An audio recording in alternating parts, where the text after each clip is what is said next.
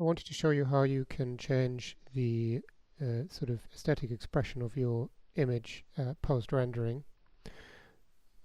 So this image, obviously we spent quite some time working out all the details, and in the end everything works harmoniously together.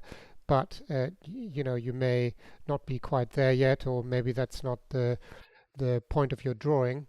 Um, And so you can basically use these layers that you get from rendering, and you can use them to kind of work retro or backwards engineer your image, say. So you can choose these elements in your V-Ray Rhino render settings, and I can show you this in a moment. But things like specular, Z depth, the your kind of element color, lighting, and so on, you can add all these in and you get a multi-layered output file, which is very useful for post-production. So to give you an example, if I started to turn off the main layer up here, um,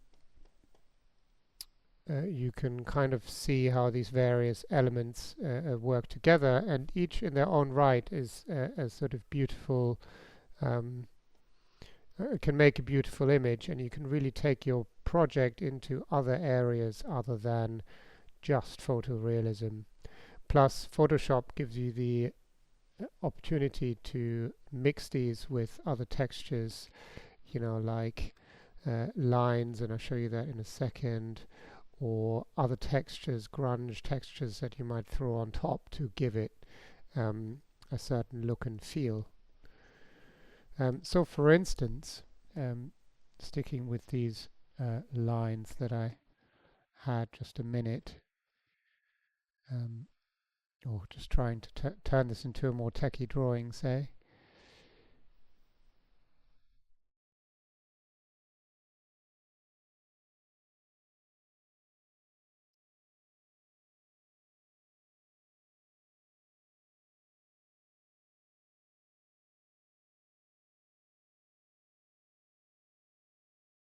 I changed my mind, and this probably wasn't a good idea.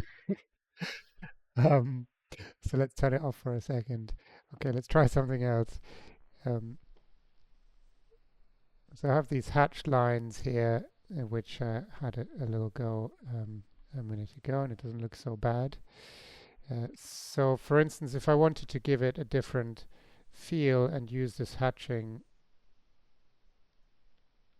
on my surfaces,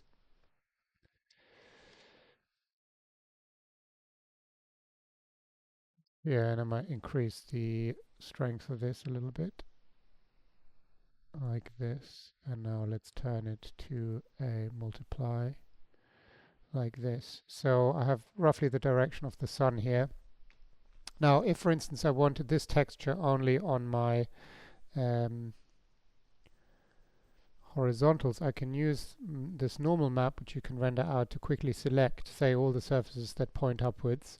And I don't even have to have the map on for this. I can just simply click on what I know is floor, and it will now select everything in this color spectrum, and you can change your tolerance up here. So the higher your tolerance, the sort of more it will select. And now I could apply this as a map by clicking the map symbol to here. And so now I've basically hatched all my flooring with this texture. And then I think here, did I do this same? Oh, I did another tone for my verticals here, and I just inverted it to create this. And so you can start off, I could now, if I had this as a line drawing from Rhino, I could overlay my line drawing on top of it and could sort of yeah, produce a style. Then what did I do? I selected my glazing. Again, if you have material IDs, you can then pipette out your glass, you know, make a mask for it. And there's lots of other layers here.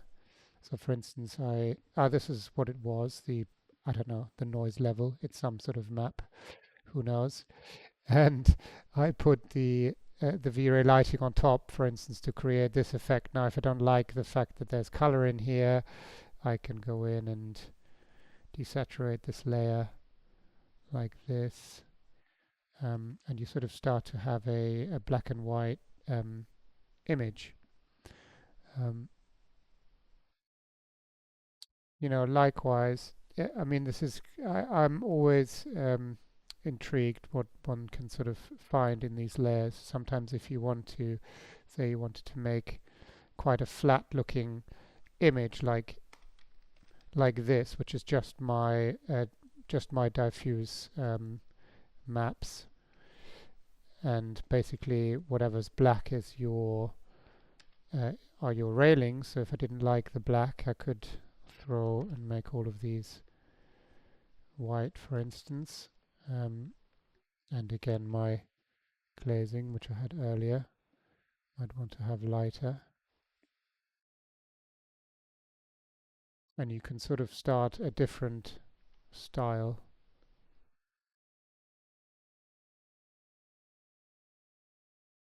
But to multiply, let's put it to normal. Yeah, so here you can see the roof is that as well. And then, for instance, I could try throw some shadows on top.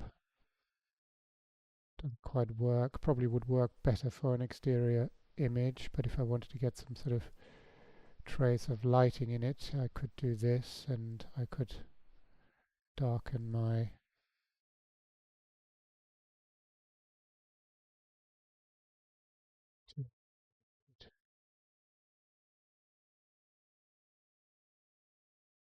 It's my lighting on here.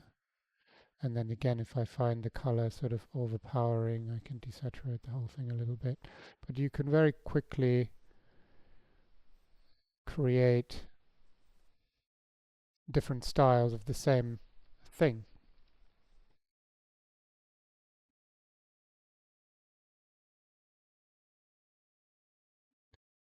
Also mixing other textures with it into it, so when things become a little bit too pristine, um, you can mix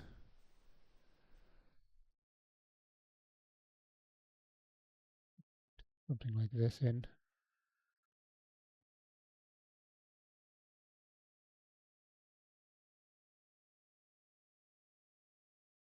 And again, you could play with this a little bit more, so it becomes more. At the moment, it's really just plonked on top, and you can kind of tell. Um, but if you now, selected say this face and you skewed this differently to kind of sit in here, you get a bit more, um, bit more depth into it. So here, these um, ones I can sort of tell where's my a layer that they are.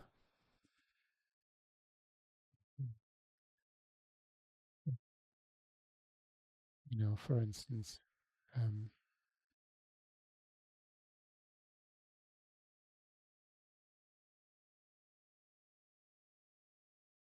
cut this area out. I'll do this very crudely now, like this, and then I could make this texture more perspectival, distort, and make it more perspectival like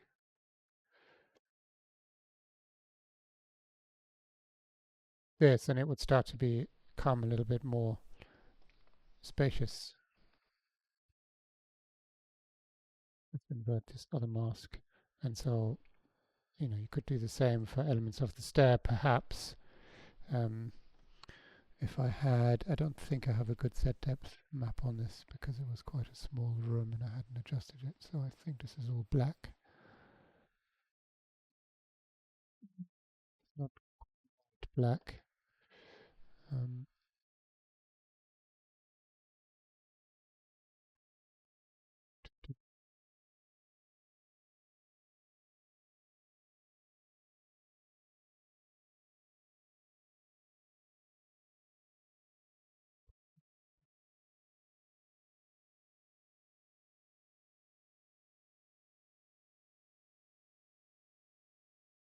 if I had sort of white line work, then that would help to maybe lift things out. But again, sort of created a different style with this.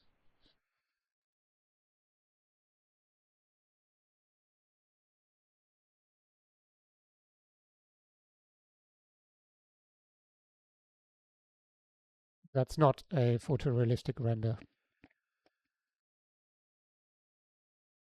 Now, I showed this image in the presentation, but my Photoshop program has lost all its menu bars and was behaving very oddly, so I couldn't really show what I wanted to show. But basically, we use V-Ray Scatter. Well, actually, we use a program called Forest Pack, but that's not available for Rhino. But it works similar to V-Ray Scatter to um, distribute plants. And if I turn the plants that we've added off, and let's turn the people off too, um, and some of our filters that we put on top, it becomes a little bit more computery now. And you can see here that turn some more things off that we've sort of played with. Perhaps some of the adjustments. Yeah. Okay. So you can see these plants that we have in here that we distributed, and you can give them certain parameters to kind of mix them up and make them look more natural. However, sometimes you might spend quite a long time sort of getting this right, but still it doesn't look entirely natural. So in this case, we we then added grasses by hand. So for instance, if I just redid some of this to show you.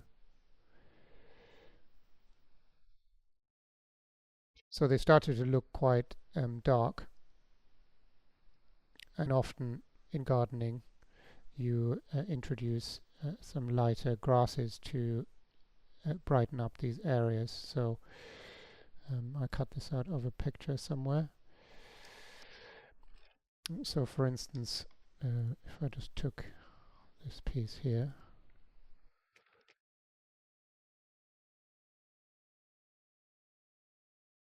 and you can then literally mix these in with other things you have in the view.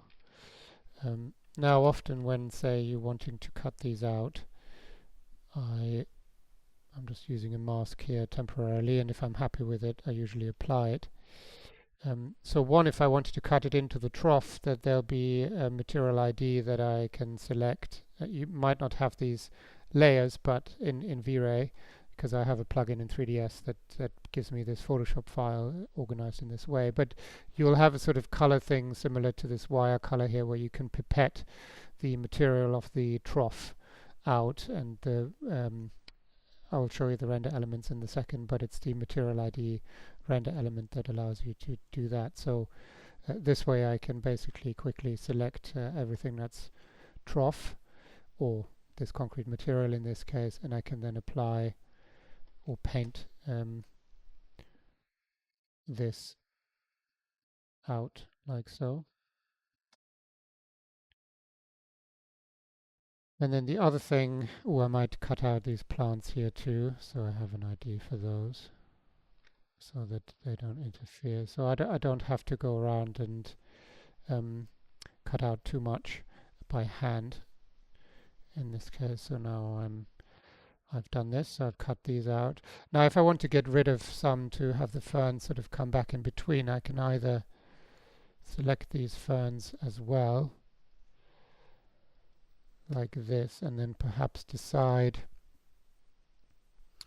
where I want the grasses to come out. And I could do this with a normal brush, but sometimes you can see when it's just sort of done in a hazy sort of way, when grasses are actually quite precise and crisp. So I have these grass brushes. I actually think I got these from Adobe at some point, and you can look on Adobe's website. They have different brushes with different styles and so on.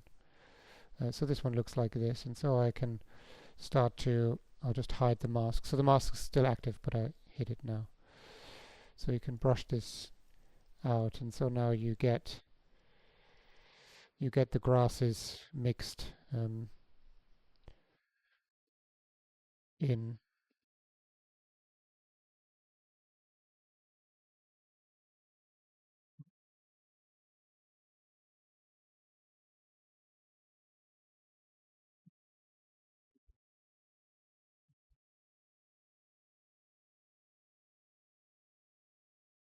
So you can see how this sort of works, how we get to the final result, and then you might decide that this, it might stand out a little bit too much, and you have to go in and I press Control U to get my hue and saturation up, and I can now sort of blend this in a little bit more. And if the green is not like the other greens, I would slightly adjust it on the hue to make sure that it blends in with the rest of the color scheme. Mind you, I have some filters on here, so my colors kind of look slightly different. So this is how we sort of improve planting. All the trees are rendered, by the way. They are 3D models, and you just have to kind of pick the ones that work well together. Yeah, so this is how this is built up. And so in these filters, we throw some textures on this to give it a more handmade feel, and then in the adjustments to the individual objects, we then go in and fine-tune maybe the color of the brick, and we use there's probably too many adjustments in here, to be honest, but we use these adjustments to just work on the kind of the color scheme of the image in post-production.